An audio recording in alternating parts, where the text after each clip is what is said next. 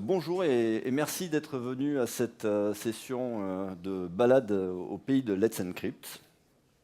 Alors je vais tout d'abord me présenter rapidement et ce que je fais dans la vie.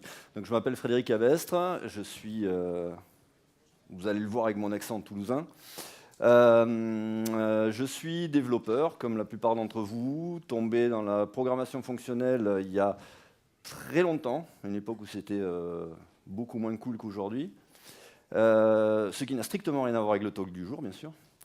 Je suis aussi très attiré, très intéressé par tout ce qui est système, et en particulier système distribué. Ça a un peu plus à voir avec le talk d'aujourd'hui. Et actuellement, je travaille pour une société toulousaine qui s'appelle EasyMile, et qui est une société qui travaille qui produit des véhicules autonomes. Alors là, ce que vous voyez là, c'est notre vaisseau amiral, l'EasyTen, qui est une navette électrique autonome, qu'on a un petit peu en démonstration partout. Et puis on fait d'autres choses aussi, parce que notre vocation, ce n'est pas de faire un véhicule, mais c'est d'autonomiser des véhicules en général. Donc ça, c'est notre deuxième gros projet en cours, en collaboration avec une société qui s'appelle TLD, et c'est un tracteur aéroportuaire qu'on est en train d'autonomiser. Peut-être qu'un jour, vous le verrez sur différents aéroports que vous fréquentez. D'ailleurs, si le sujet des véhicules autonomes vous intéresse, sachez-le, on recrute. Donc n'hésitez pas, si vous voulez venir me voir après, qu'on discute tout ça. Il n'y a pas de problème, je vous en raconterai plus. Et voilà. Et en plus, à Toulouse, il fait vachement beau. Enfin, plein d'avantages intéressants. Alors, au programme aujourd'hui, on va parler de... alors, on ne va pas parler que de Let's Encrypt. C'est une balade au pays de Let's Encrypt. D'accord ? Ce n'est pas le seul sujet du jour. Le vrai sujet du jour, en fait, c'est ce qu'on appelle les infrastructures à clé publique, PKI, Public Key Infrastructure, auxquelles participe Let's Encrypt, et qui est une pièce importante, et on verra pourquoi plus en avant dans ce talk. Donc en fait, ce qu'on va faire, c'est qu'on va repasser en revue tout un tas de notions. Alors je vais vous faire quelques petits rappels de crypto. Je vous rassure, très simple, parce que moi-même, je ne suis pas forcément versé dans la cryptographie, mais c'est au moins pour marquer les idées, pour pouvoir construire la suite du discours. À partir de là, on va parler de certificats. Qu'est-ce que c'est ? Rentrer un petit peu dedans, voir comment ils sont constitués. Parler d'autorité de certification, qui est une pièce importante justement des PKI, de chaîne de certificats et de confiance et vérification de certificats. Et quand on aura établi tout ça correctement, quand on aura les idées un petit peu claires là-dessus, forcément on pourra parler de Let's Encrypt, parce que tout est contenu dedans en fait. Et tout est là. Alors, début de rappel de crypto, je vais vous faire grâce à des... Alors, je parle d'empreinte numérique, vous allez voir que la plupart du temps, j'essaie d'utiliser les termes français quand je les ai sous la main. Donc ça, c'est ce que vous appelez la plupart du temps des fonctions de hachage ou hash. Donc empreinte numérique, c'est quoi ? J'ai un texte arbitrairement long, peu importe sa taille, et j'ai une fonction, le genre de fonction que vous connaissez, c'est SH1, MD5, donc ça c'est à éviter, et une fonction qui va me donner ce qu'on appelle une empreinte, c'est-à-dire en fait une chaîne d'octets de taille bornée, quelle que soit la taille de la source. Première propriété, cette fonction n'est pas réversible, je ne peux pas repartir de l'empreinte pour remonter vers le source. C'est un processus anthropique. Ensuite, deuxième propriété très très importante, c'est que si j'ai une petite variation dans le texte, ici juste un caractère qui change, eh bien, malgré tout, je n'obtiens pas le même résultat. Et c'est pour ça que c'est très important, puisque c'est ça qui en fait une fonction d'empreinte. C'est ça qui me permet d'avoir une empreinte numérique d'un texte arbitrairement long. Et donc de pouvoir comparer deux textes assez rapidement pour savoir s'ils diffèrent l'un de l'autre. Deuxième pièce du puzzle cryptographique dans cette histoire, c'est le chiffrement asymétrique. Encore une fois, je dis chiffrement, je ne dis pas encryption, s'il vous plaît. Sinon, ça tue des chatons. Bon, merci. Donc, chiffrement asymétrique, c'est quoi ?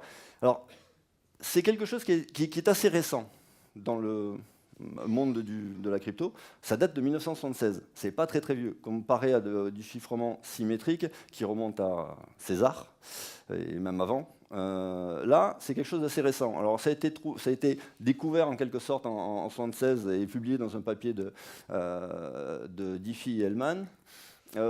On prétend que peut-être dans des services secrets, ils avaient déjà trouvé le truc avant. Bon, c'est pas clair.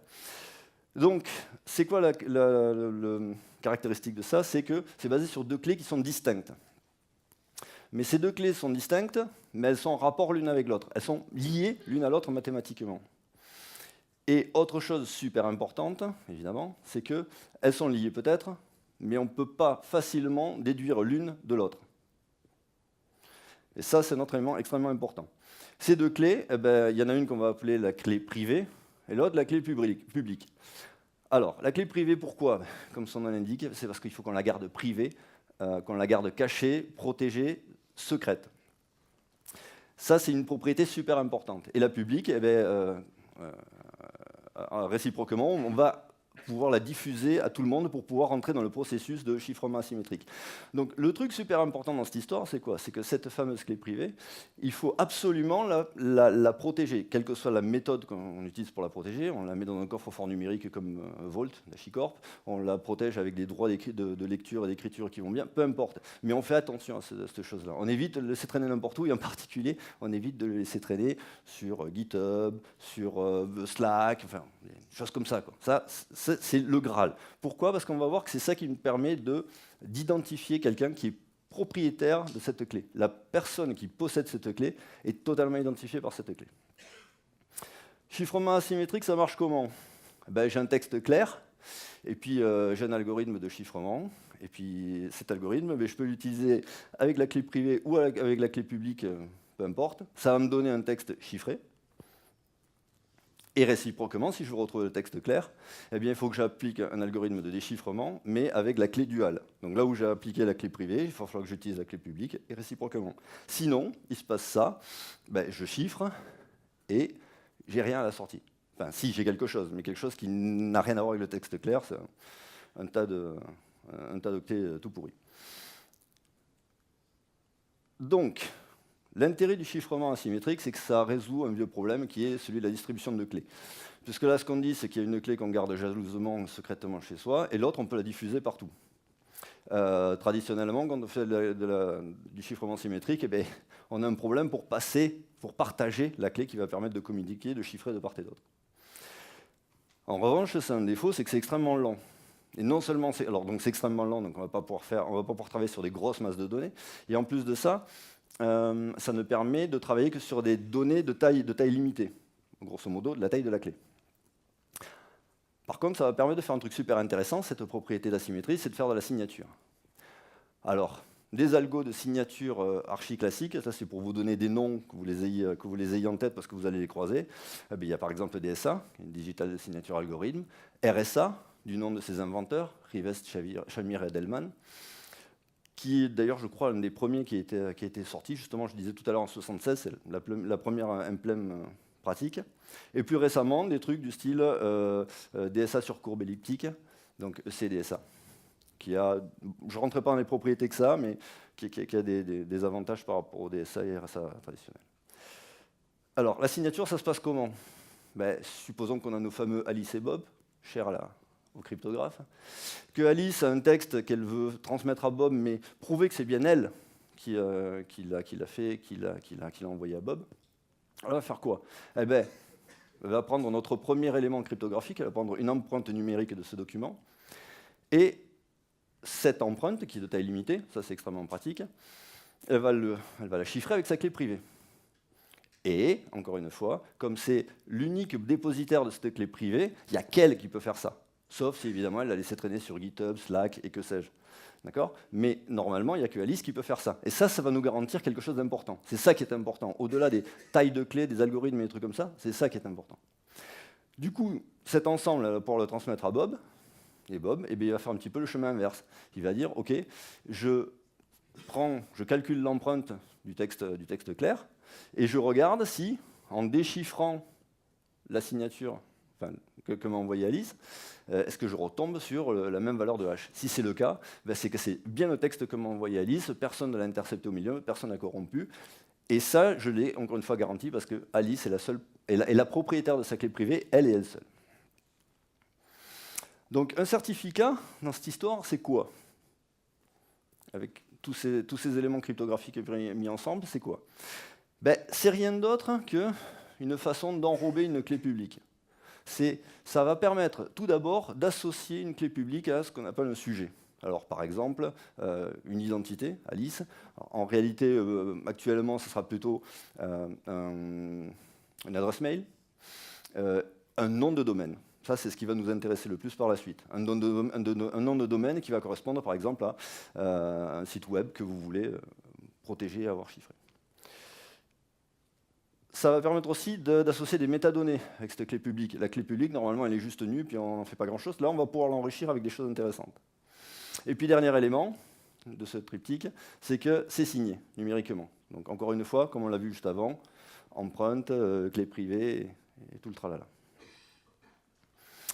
C'est quelque chose qui est normé. Donc, il y a la vieille norme qui est X509, qui est issue d'une ancienne norme d'annuaire X500. Et puis, ça a été repris par l'IETF dans la RFC 5280, qui est un peu plus facile à lire que la X509. Mais bon, grosso modo, c'est quelque chose qui est carré. Un certificat, donc effectivement, c'est normalisé, c'est décrit. La structure d'un certificat est décrite. Et décrite, alors ça, c'est pour votre culture, hein, dans une notation qui s'appelle ASN1, c'est l'Abstract Syntax Notation 1. C'est, on va dire, quelque part, l'ancêtre de Protobuf, Avro, Thrift, et ainsi de suite. C'est-à-dire, en fait, de quelque chose qui permet de décrire une structure numérique indépendamment des machines sur lesquelles on va les utiliser. Évidemment, il y a un format de sérialisation qui vient derrière. Donc ASN1 vient avec, entre autres, un format de sérialisation qui s'appelle DER, c'est le Distinguished Encoding Rules, et un autre format qui s'appelle PEM, c'est Privacy and Enhanced Mail. Alors je vous donne ces termes-là, pourquoi? Parce que vous allez, si vous utilisez des certificats, vous allez tomber dessus, vous allez les croiser, et souvent on se gratte la tête, au fait, DER c'est quoi, PEM c'est quoi, ça correspond à quoi? Alors ça correspond à ça. DER, c'est le format de sérialisation binaire d'ASN1. Enfin, c'est un des formats de sérialisation binaire d'ASN1. Là, on voit que, au milieu de ce tas de choses assez incompréhensibles, on voit qu'il y a du texte, des chaînes de caractères qui apparaissent en évidence. PEM, c'est rien d'autre que ce qu'on a vu juste avant, mais encodé en base 64, de telle sorte à ce qu'on ait du texte et qu'on puisse plus facilement se transférer ces choses-là, avec des en-têtes et des en-pieds aussi qui permettent de caractériser la nature de ce qu'il y a au milieu. Pour pouvoir passer d'un format à l'autre, du DER au PEM, et pour aussi pouvoir regarder les certificats, ce qu'ils ont un petit peu à l'intérieur, de façon plus lisible pour les êtres humains, mais il y a le couteau suisse, donc OpenSSL. Alors, il y a aussi son pendant GNU-TLS, mais en réalité, je ne le connais pas, donc je ne vais pas en parler, tout simplement. OpenSSL, qui avec sa sous-commande X509, permet, entre autres choses, de voir les certificats que je vous ai présentés juste avant, mais en façon lisible. Vous allez voir juste après. Et puis aussi, donc, de pouvoir convertir, avec ces versions-là, de pouvoir convertir un format PEM en DER et vice-versa. Alors, il y a quoi dans un certificat? Ça, c'est un certificat, enfin un bout de certificat, un début de certificat, visualisé avec OpenSSL X509. Donc là, on voit, toute première chose, c'est qu'il y a un sujet. Donc tout à l'heure, je vous ai dit, il y a 3 éléments, on va dire, qui caractérisent un certificat. Un sujet. Ici, le sujet, c'est devox, demo, cabestre.fr. C'est un nom de domaine. Il y a la clé publique, puisque j'avais dit que ça enrobait une clé publique. Ici, c'est une clé de type RSA, taille 2048, avec un certain module, un certain exposant, c'est-à-dire les caractéristiques de la clé publique en question. Donc c'est bien transporté par le certificat. Et puis on a des éléments de métadonnées. Donc ici, la validité, la période de validité de notre certificat. Celui-ci, il est valide du 19 mars au 17 juin de cette année, soit à peu ou prou 3 mois. Autre métadonnée, issuer. On voit comment commence à voir apparaître l'Incentrip dans cette histoire-là. Alors l'issuer, c'est quoi? C'est celui qui a signé ce certificat que je vous présente là. Encore plus de métadonnées, plein d'autres. Alors, toutes ne sont pas forcément super intéressantes, je ne vais pas toutes les passer en revue évidemment. Ici, un truc intéressant, c'est qu'on voit que dans les extensions XC509, eh bien, on parle de, on dit à quoi va servir cette clé publique et la clé privée qui lui est associée. Ici, ça va permettre de faire de la signature numérique, du chiffrement de clés, et plus précisément aussi, c'est la ligne du dessous, de l'authentification de serveurs ou de clients web. Et puis un autre élément intéressant, on verra là réapparaître juste après, c'est les Subject Alternative Names, donc encore des métadonnées. Mais ça, c'est pour dire, ce certificat-là, il est associé à un certain sujet qui était Devox, Cabestre, machin-chose.fr. Mais en fait, je veux l'associer à d'autres noms de domaine. Je veux qu'il puisse correspondre à d'autres noms de domaine. Donc ici, DevFest, Montpellier Jug, ça c'est des copains qui ont la gentillesse de m'inviter pour déjà faire ce talk. Et pour terminer, donc, une signature. C'est-à-dire qu'un certificat, c'est signé.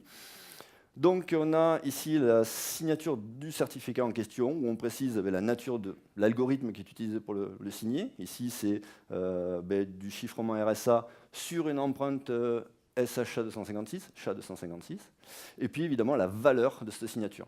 C'est-à-dire, ce machin-là, je peux le prendre, je peux appliquer dessus l'algorithme RSA avec la bonne clé, et puis je vais me retrouver avec un SHA 256 et je pourrais le comparer avec le résultat du SHA obtenu appliqué sur le certificat lui-même. Je vous ai dit juste avant qu'il y avait des Subject Alternative Names dans les certificats. Ce que vous avez vu, là, la liste d'autres domaines qu'on pouvait y associer. Si on a plusieurs sous-domaines, mais que, en fait, on n'en connaît pas la liste exacte, que ça soit plus ou moins extensible, variable, on voudrait pouvoir faire ça. Dire, en fait, je veux que mon certificat soit associé à un domaine qui commence par n'importe quoi, puis democavestre.fr. Voire, plus précisément, devox quelque chose.democavestre.fr. Alors ça, c'est possible, effectivement, c'est ce qu'on appelle les certificats génériques. On peut exprimer ce genre de choses-là dans les certificats. Ce qu'on ne peut pas exprimer, par contre, c'est des doubles sous-domaines. On ne peut pas dire étoile.étoile. Des mots. On ne peut pas dire non plus des trucs avec des trous au milieu, des vox, point, quelque chose, hein. Ça on ne peut pas faire. Mais ça permettra de générifier en quelque sorte nos certificats. Les autorités de certification, c'est quoi donc? On a dit que les certificats étaient signés. Ça veut dire qu'il y a quelqu'un qui garantit l'authenticité d'un certificat, parce qu'il l'a examiné, il a fait un certain nombre de choses, et il a apposé son tampon dessus, il l'a signé. Celui qui fait ça, c'est une autorité de certification. C'est un tiers de confiance qui va nous apporter des informations et une confiance dans un certificat qu'on nous présente. Des tiers de confiance classiques que vous connaissez, alors la liste est super longue, là j'en cite deux au pif, hein, VeriSign et IdenTrust, et évidemment Let's Encrypt. On y vient.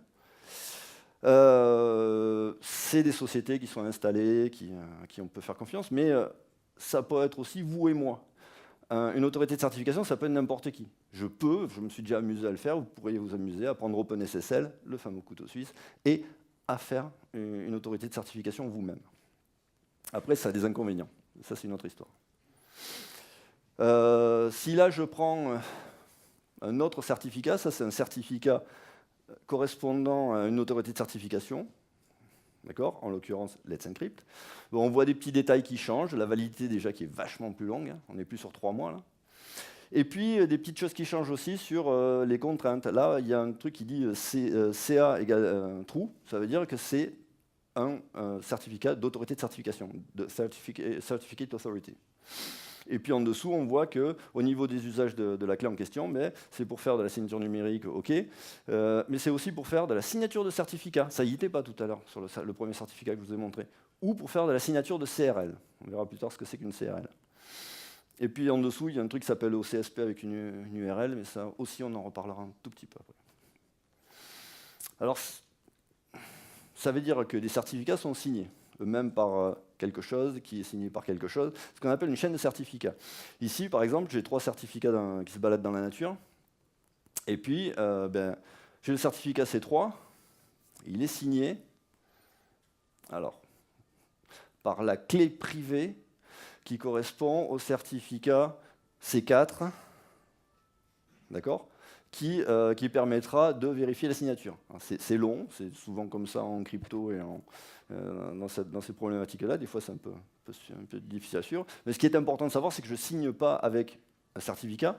J'ai juste à ma disposition un certificat qui permet de vérifier une signature qui a été faite par la clé privée correspondant à ce certificat.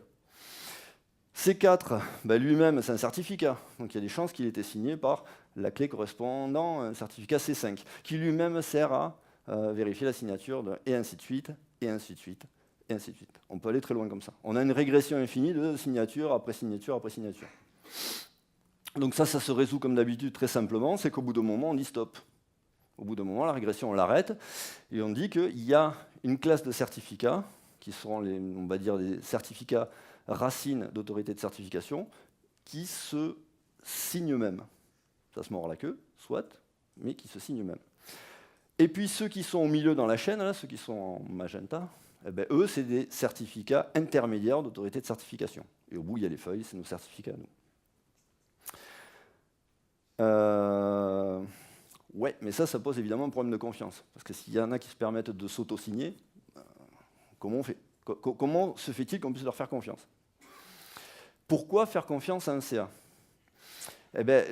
En fait, là encore une fois, ce n'est pas vraiment une question technique, c'est plutôt une question organisationnelle. C'est parce qu'un CA, c'est une organisation, une entreprise qui prétend avoir vérifié un certain nombre de choses quand elle va signer un certificat et qui prétend qu'elle a sa clé privée ou ses clés privées gardées secrètement d'une certaine façon, extrêmement sécurisées. Et toutes ces propriétés-là font qu'éventuellement, on va leur faire confiance. Il y a un organisme qui s'appelle le CA Browser Forum. Donc c'est un forum entre ceux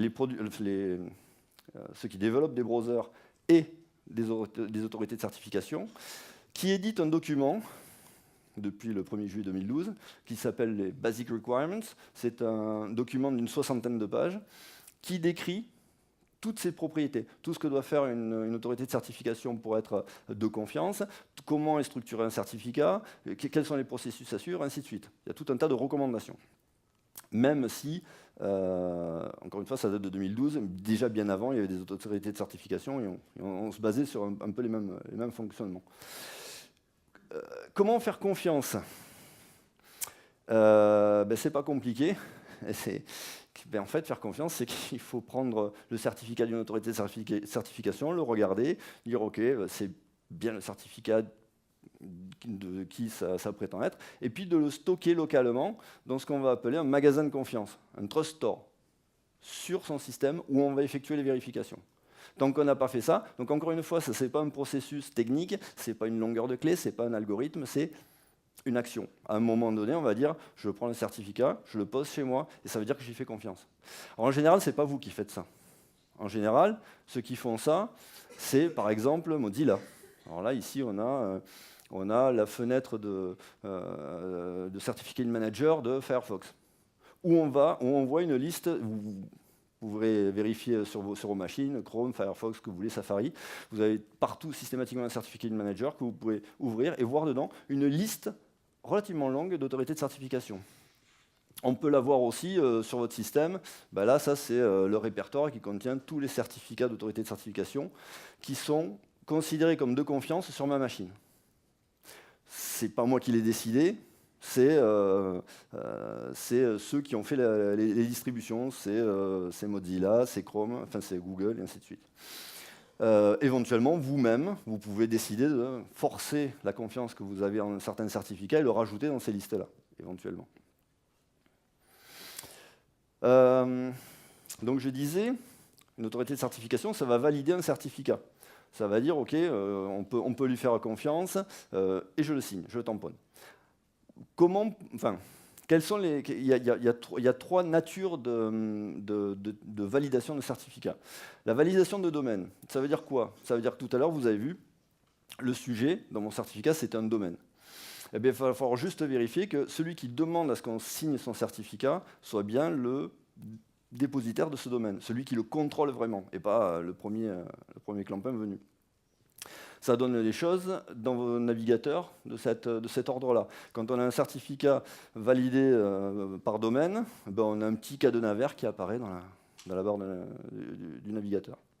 Après, il y a des validations d'organisation. Alors ça, c'est quoi? Ça veut dire que non seulement on vérifie que celui qui demande à faire signer son certificat, il contrôle bien le domaine, mais qu'en plus, il a une organisation validée derrière. Donc ça veut dire quoi? Ça veut dire, encore une fois, des choses pas très techniques. Ça veut dire, par exemple, produire un extrait de CABIS quand on a une entreprise, ou les statuts d'une association, des choses de ce type-là. Et là, on n'a pas trop de différence avec la visualisation du dessus, si ce n'est que là, c'est Wikipédia, et Wikipédia, effectivement, c'est une organisation reconnue.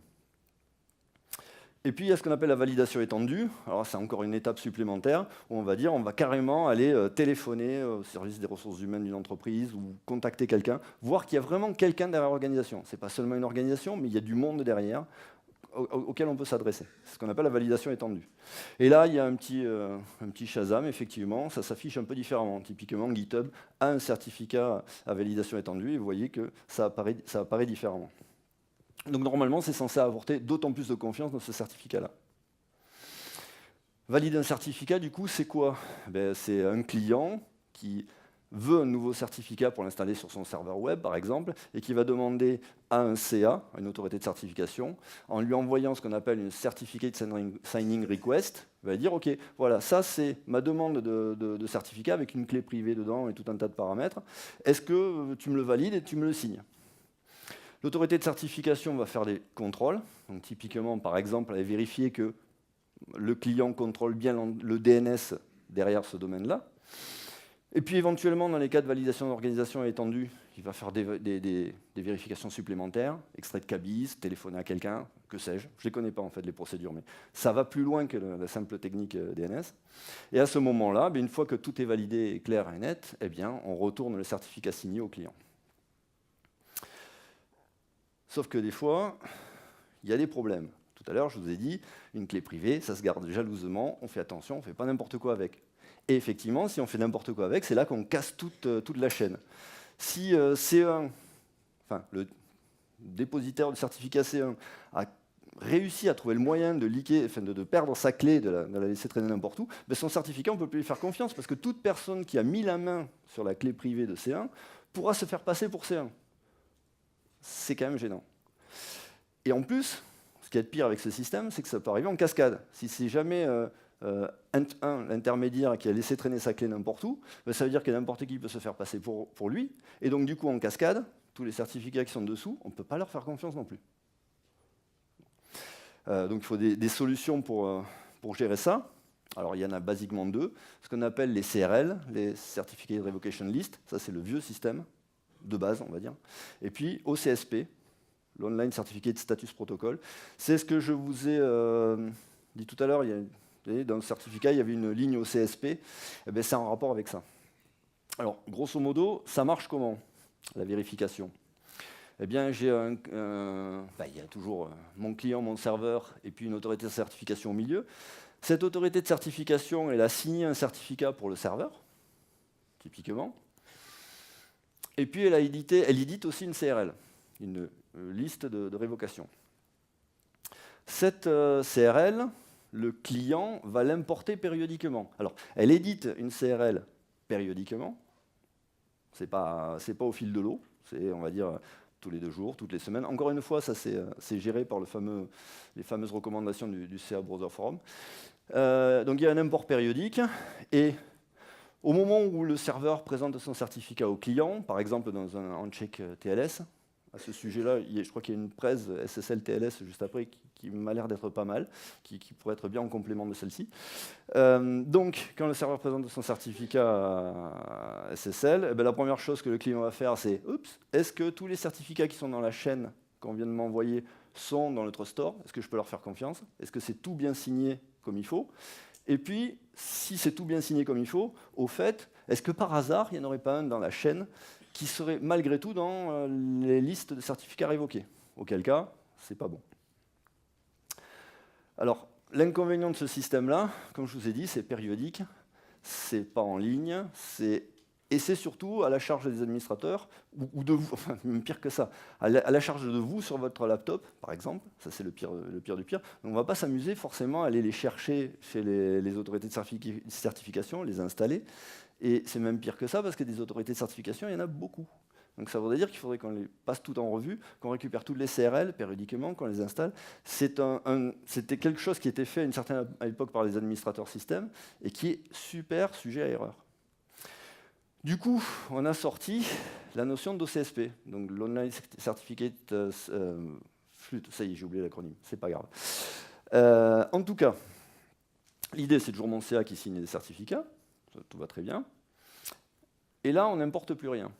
Là, il y a le handshake TLS, le serveur qui fournit son certificat au client, et qui va vérifier, le client qui va vérifier dans le trust store si tout se passe bien. Et puis, pour faire la dernière vérification, il va se connecter à l'OCSP de l'autorité de certification et demander, au fait, ce certificat bien précis, est-ce qu'il est toujours valide ou pas?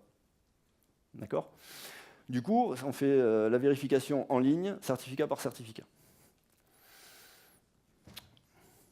Pour faire de la vérification, bon, mis à part que vos browsers font les vérifications pour vous et ainsi de suite, si vous installez un nouveau serveur, si vous voulez bricoler avec et voir comment ça se passe, il y a toujours le fameux couteau suisse, il y a toujours OpenSSL avec la sous-commande Verify qui va permettre de, par exemple, vérifier effectivement une chaîne de certificats donnée. Il y a aussi la sous-commande SClient qui vous permet de vous connecter en TLS à un serveur et de vérifier que tout se passe bien et que ce que le serveur vous renvoie est vérifiable et que tout va bien. Oui, mais, alors tout ça c'est très joli, sauf que, il y a par exemple, alors je cite Scott Helm, dont je vous invite à aller voir le blog qui est super intéressant, surtout ce qui concerne la sécurité en général et en particulier TLS, SSL et compagnie. Donc, entre autres, celui-ci, dans un très chouette article qui s'intitule « Certificate Revocation is broken ». C'est-à-dire, grosso modo, le processus dont je viens de vous parler juste avant, CRL, OCSP et compagnie, eh bien, ça ne marche pas, c'est cassé. Donc, il faudrait trouver une solution. It's time for some new tools. Et c'est là que notre ami Let's Encrypt entre en jeu.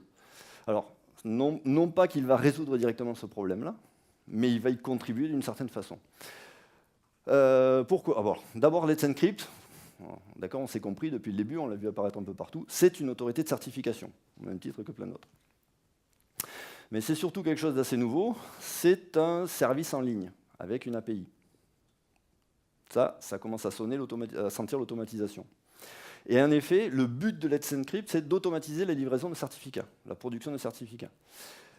Du coup, quel type de certificat on va pouvoir se faire servir par Let's Encrypt? Des certificats validés par le domaine, évidemment. Tout ce qui est validation étendue, c'est-à-dire tout ce qui sort du scope de je vérifie un DNS, mais il faut que j'appelle quelqu'un, que j'ai un cabis, machin, tout ça, c'est pas trop automatisable, donc ça marche pas. Par contre, il y a une petite nouveauté depuis cette année, c'est que les certificats génériques sont pris en compte. Ça, c'est relativement intéressant.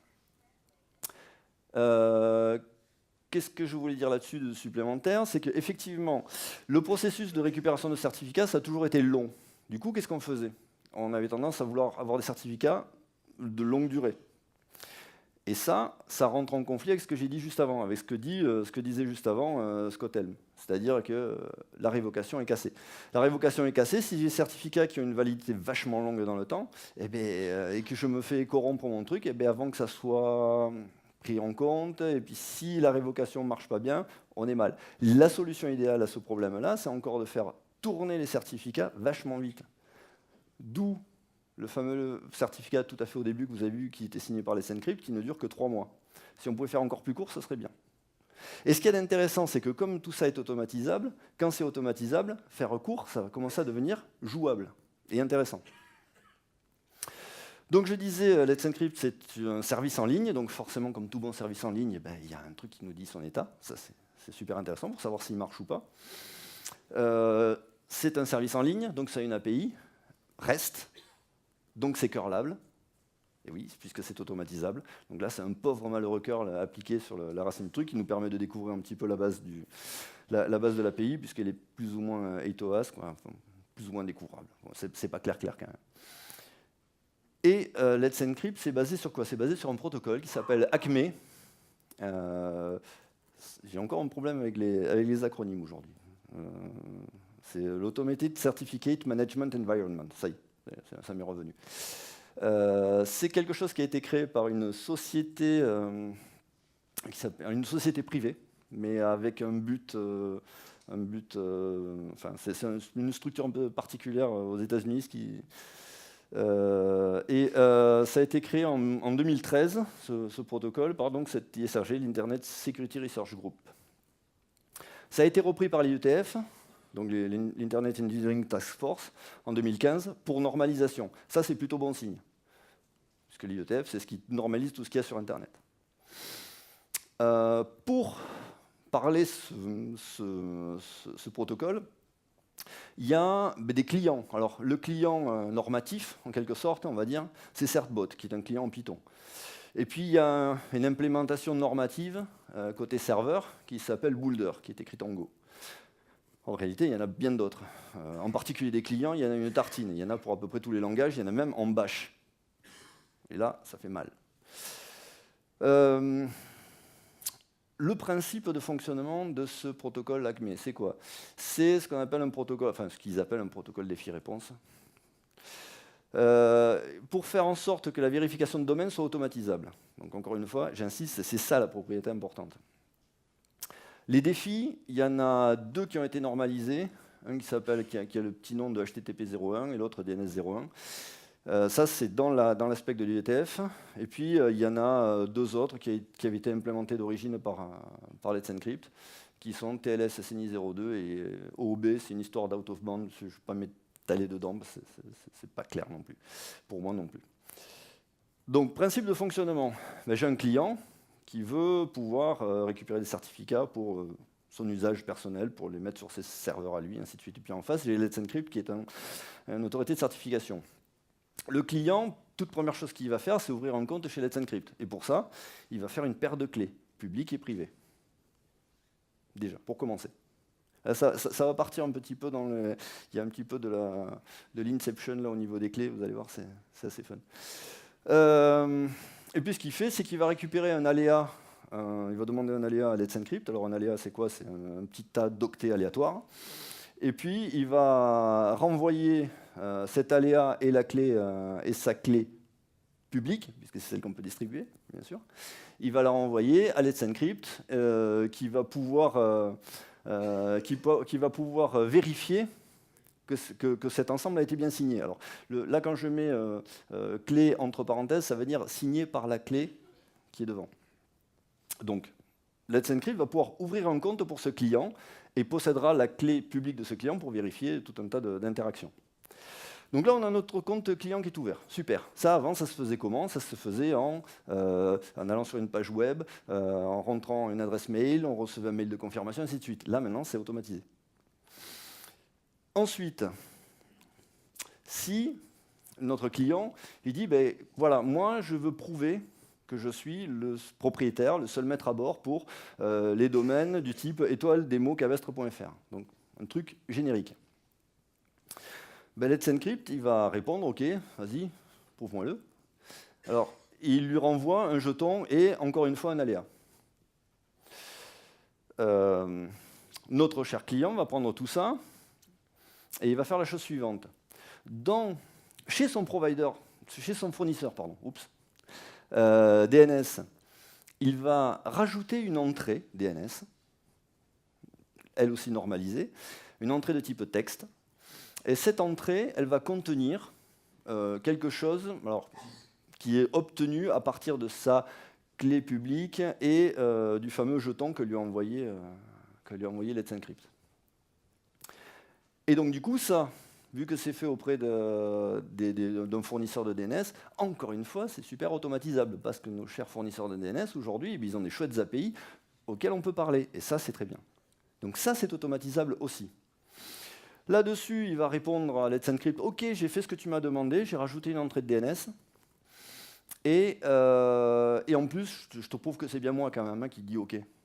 Je te renvoie ton aléa signé avec ma clé privée. Donc tu peux vérifier que c'est bien moi qui te dis que c'est OK. Et une fois qu'il a reçu ça, Let's Encrypt va dire OK, je vais vérifier que ton entrée de DNS, je vais aller lire un record DNS de type texte, et il va vérifier qu'il peut retomber sur le même contenu. C'est-à-dire que cette entrée DNS a bien été faite à partir de jetons qu'on lui a envoyés et de la clé publique. Et une fois que tout ça est bon, Let's Encrypt dit « Ok, c'est bon, là tu viens de me prouver par A plus B que tu es vraiment le seul maître à bord de cette entrée de DNS.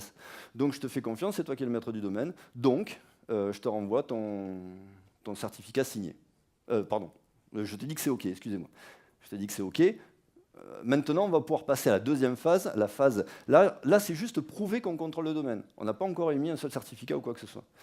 Maintenant, ça a été automatisé, c'est bien. On va pouvoir passer à une autre phase automatique qui est celle de génération de certificats.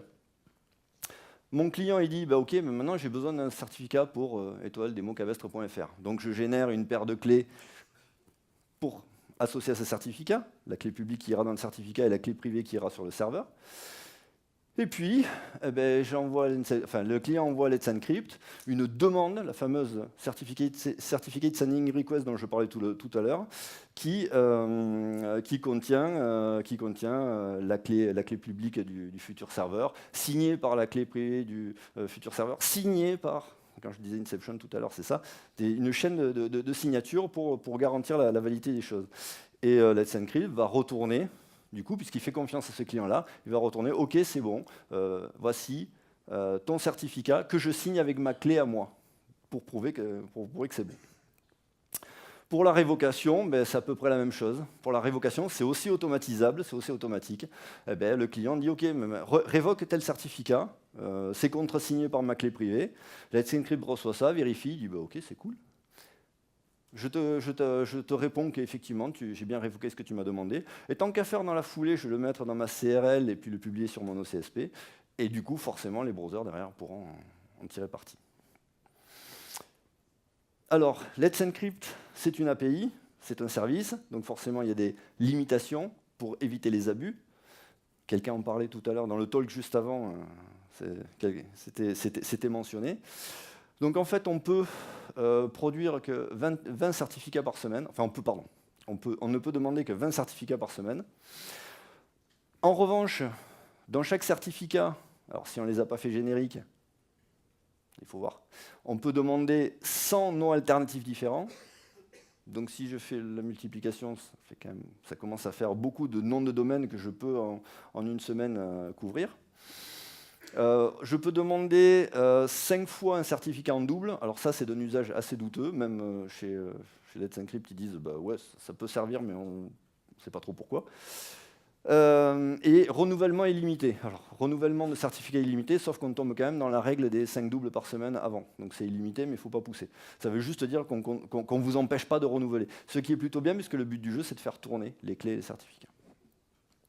Et pour ceux qui auraient des velléités d'implémenter un client Acme, un de plus, et qui se retrouveraient bloqués en faisant leurs tests, il y a un staging environment de Let's Encrypt, donc une API, on va dire un endpoint alternatif pour pouvoir avoir des limitations beaucoup plus élevées. Seule différence, c'est que les certificats produits ne sont pas reconnus par les navigateurs. Et pour terminer, l'actualité de Let's Encrypt, c'est quoi? Donc c'est ce que je disais tout à l'heure, depuis le 27 février 2018, on est passé au protocole Acme version 2.0. Et du coup, le gros apport de ce machin-là, c'est la possibilité d'obtenir des certificats génériques. Alors, si juste avant, je vous ai passé tout le processus avec l'histoire du DNS et compagnie, en fait, ce que je vous ai montré là, c'est qu'un des défis possibles, celui basé sur le DNS. Pourquoi? Parce que, encore une fois, c'est très automatisable, aussi bien que l'autre, et c'est surtout le seul qui permette d'obtenir des certificats génériques, c'est-à-dire ce qui est nouveau chez Let's Encrypt et qui intéresse pas mal de monde. Voilà, je suis arrivé, là on arrive un petit peu au bout de cette balade. Je vous remercie encore une fois de m'avoir suivi. Merci. Et je ne sais pas si on a du temps pour des questions, parce que moi j'ai 35 secondes. Là, donc, j'ai 35 secondes de questions, si vous voulez. Oui ? Oui, oui, il y a un timeout. Enfin, il y a, au niveau du client, il est possible de spécifier effectivement des durées d'attente. Alors effectivement, si ça doit durer jusqu'à 48 heures, on est mal. On est très très mal. Moi, quand j'ai expérimenté pour ça, là, en fait, j'ai eu de la chance. Mon fournisseur allait beaucoup plus vite que 48 heures. Donc c'est un truc qui est réglable. Mais effectivement, jusqu'à 48 heures, je ne pense pas que ça soit viable. Voilà.